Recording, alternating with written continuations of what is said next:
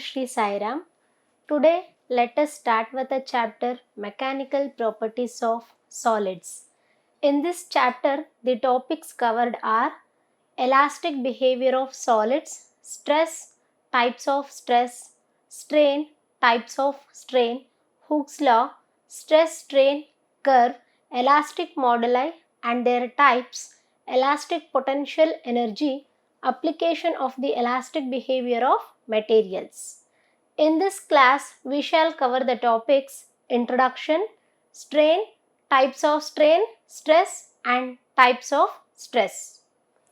So, let us start mechanical properties of solids. What do you mean by mechanical properties of solids? So, this mechanical properties describes the characteristics such as strength and resistance of deformation. What do you mean by strength? Strength is nothing but capacity of the material or ability of the material to withstand the applied force without failure. That means if we apply any force on the material, that material should withstand that applied force and it should not break. That is known as strength of the material. What do you mean by deformation? Deformation is nothing but before if we apply any force on the material, there will be some formation of molecules or atoms in the material. So, if we are applying any force on that material, so we are disturbing that formation. That is nothing but deformation. So, how much resistance does the material have to resist that deformation? That is also one of the characteristics of the material. So, this mechanical properties also includes elasticity, ductility and plasticity. So, what do you mean by elasticity? Before going to that, we know there are three states of matter, namely solid, liquid and gaseous state. So, there are some similar properties for all these states and also some special properties. This elasticity is one of the special property of the solids. So, what do you mean by elasticity? Let us consider some example. So, for example, rubber band. If I apply force on the rubber band, what happens to that rubber band? That rubber band will expand. So, if I remove my force at that point, what happens to the rubber band? The rubber band will come to its original dimension. So, this property of the material which comes to its original dimension after the removal of my applied force or external force, that property of the material is known as elasticity. Example for elastic material is rubber. So likewise, if any body or material does not regain its original dimension when I remove my external force, such a property of the material is known as plasticity. Example, we can see atta and putty. So putty, if we expand that putty and leave at some point, it will not come to its original dimension. As we have left, that shape will remain as it is. So that is the example for plastic materials. So as this elasticity is a special property of solid, what is responsible for the solids for this property? So intermolecular force present between the molecules is responsible for the elastic behavior of the material. So let us study the elastic behavior of materials. So we can see in the figure the arrangement of molecules inside the matter. So we know that any matter or material is made up of atoms and molecules. So the arrangement of molecules inside that matter will be as shown in the figure. So before applying force to that material, there will be some force between the molecules. That force is known as intermolecular force. So let us consider this force as a spring for our convenience to understand the concept. So now if I deform any one of the molecule, for example, if I drag this molecule downward, what happens? The neighboring molecules will also suffer the force which I have applied. So as it is, we have considered this force as a spring. If I drag this molecule, so this spring will expand as well as it will come downwards. If I leave this molecule at this point, what happens? Due to this spring force, this molecule will come to its original position. So it is going to its original position only because of the force present between the neighboring molecules, that is nothing but intermolecular force between the molecules. Thus the body will regain its original dimension. So elastic behavior of materials is only due to intermolecular force present between the molecules. Now let us move to stress. So for this to understand, let us consider some example as we considered before the rubber band. So if I am applying force on that rubber band, that means I am applying an external force to that rubber band. So as I am applying the external force, there is some force created in the or restored in the body to regain its original dimension. So this restoring force per unit area of the body is known as stress. So stress can be written as force upon area. So we know that SI unit of force is Newton and that of area is meter square. So the SI unit of stress is Newton per meter square. It can also be written as Pascal. The dimensional formula for stress is ml minus 1 T minus 2. So how to write dimensional formula we have studied in the chapter units and dimension. Stress is a tensor quantity.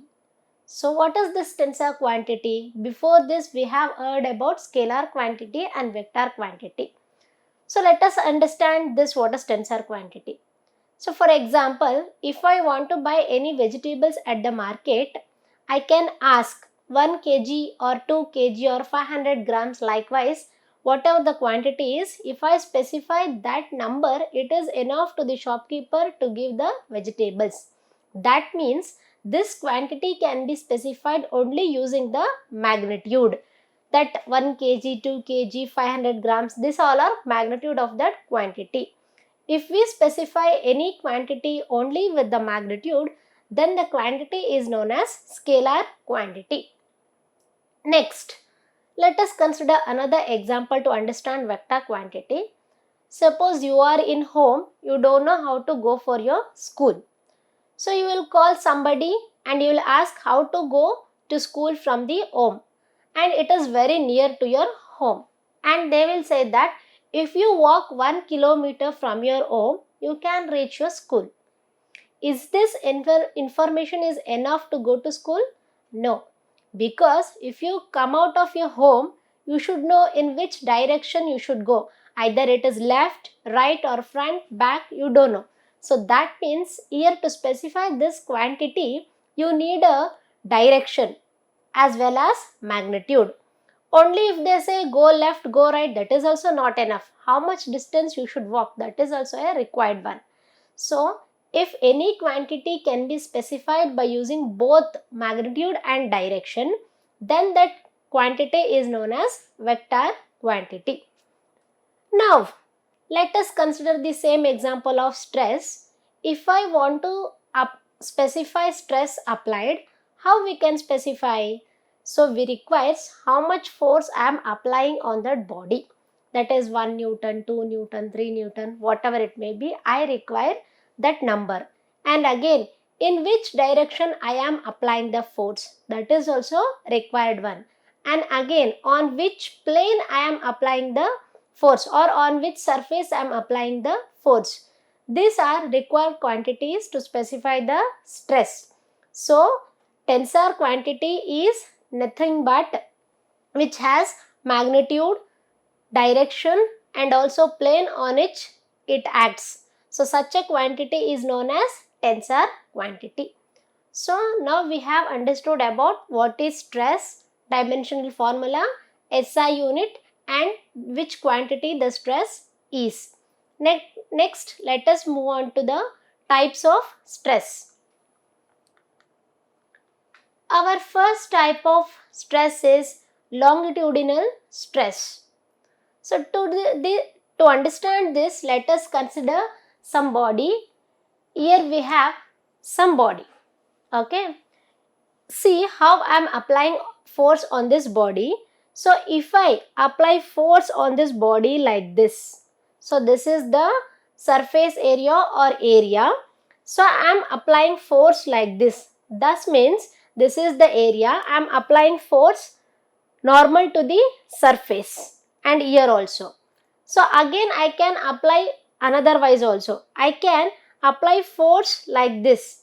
Only we can consider the what is happening change in the length. So if I apply force like this material's length will increase. If I apply force like this length of the material will decrease. So as the name indicates longitudinal, the increase or decrease in length when I apply the stress, there will be some restoring force developed per unit area of the body. So that restoring force developed per unit area of the body in this case is known as longitudinal stress. Now let us see, there is two cases in longitudinal stress. One is tensile stress and one is compressive stress. If I apply the force to expand the length of the material, then the restoring force per unit area of the material is known as tensile stress.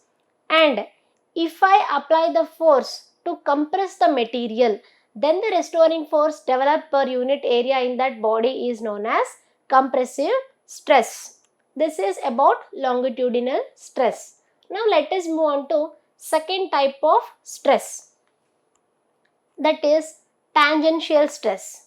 So to understand this, let us consider same body.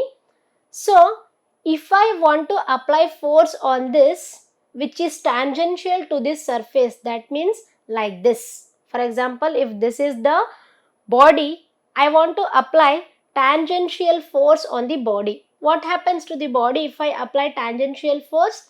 There is some displacement in the two phases of the body.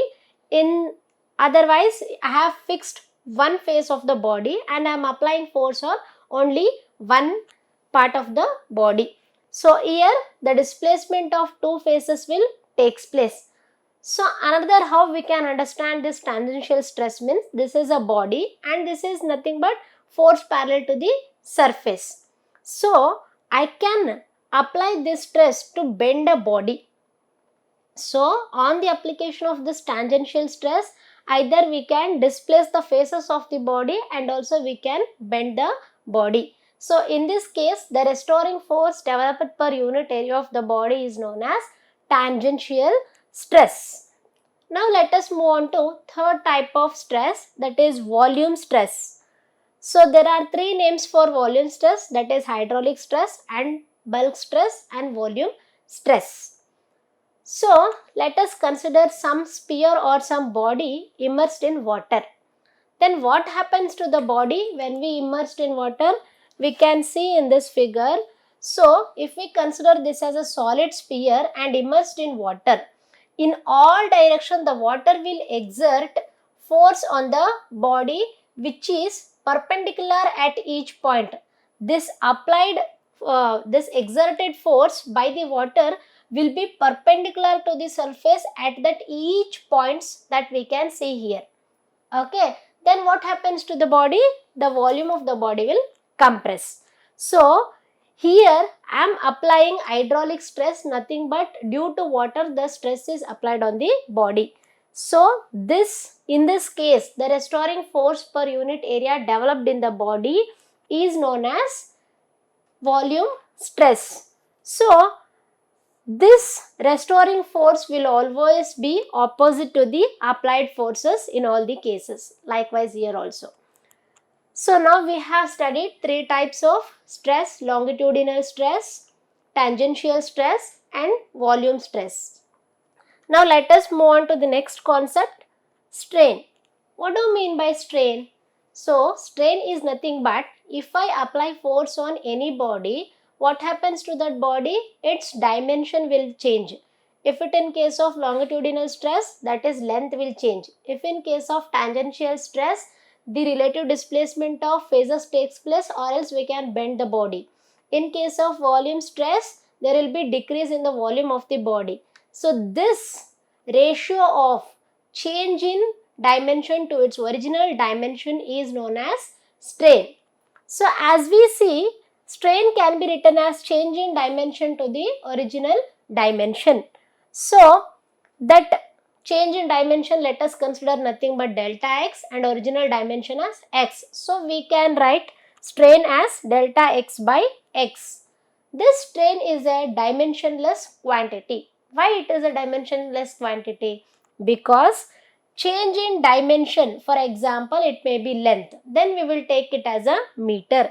Then original dimension, that is also we will take it as a meter. So meter upon meter will get cancelled with each other. So there is no dimension for the strain. Let us move on to types of strain.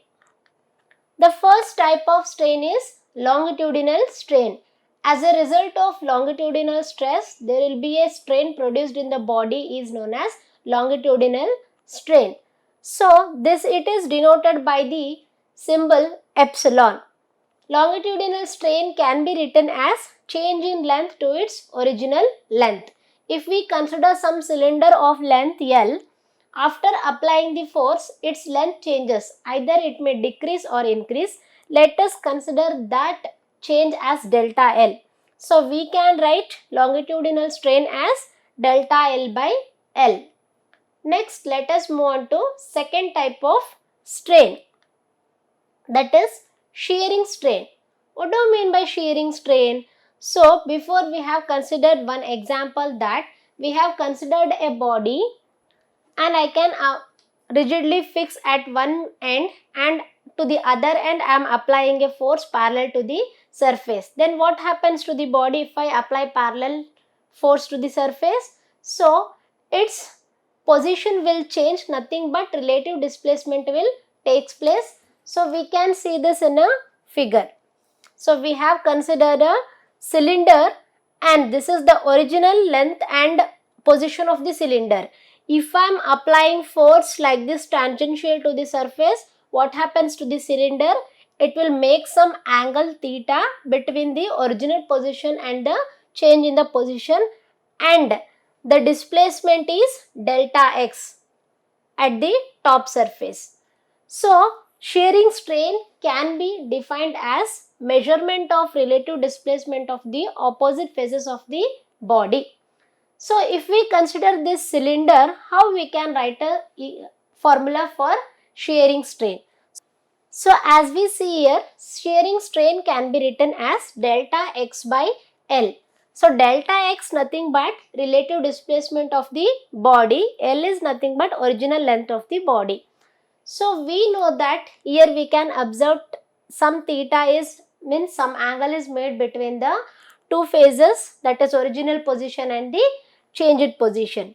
So we know tan theta is nothing but opposite by adjacent. So this is the theta, opposite side is delta x and the adjacent side is L. So this delta x by L can be written as tan theta.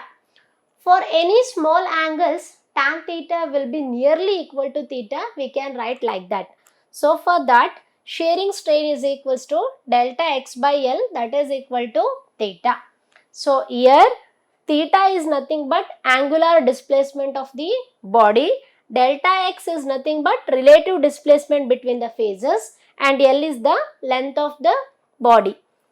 So now let us move on to next type of strain, that is volume strain. So as we have considered before example, let us consider a solid immersed in a water. So the force exerted on that body will be perpendicular at each points as we observe here. Okay.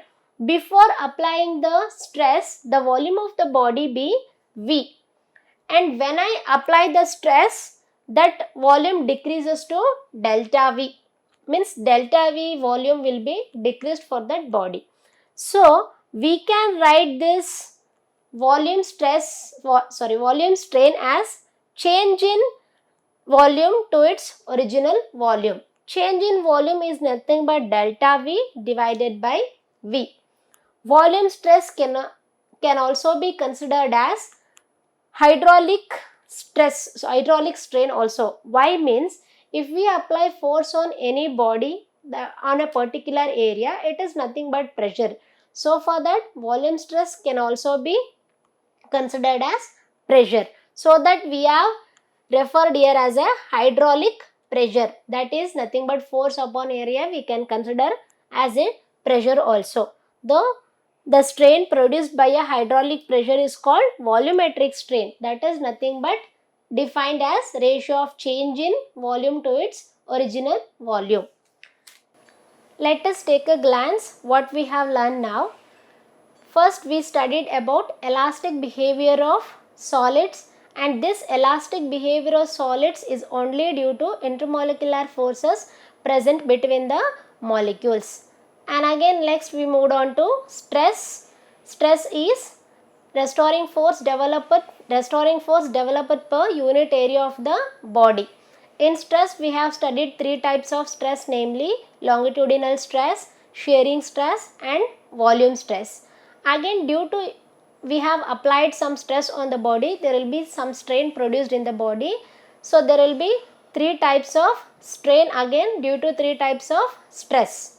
Longitudinal stress will produce longitudinal strain on the body, and tangential stress produces shearing strain on the body. Volume stress will produce volumetric strain in the body.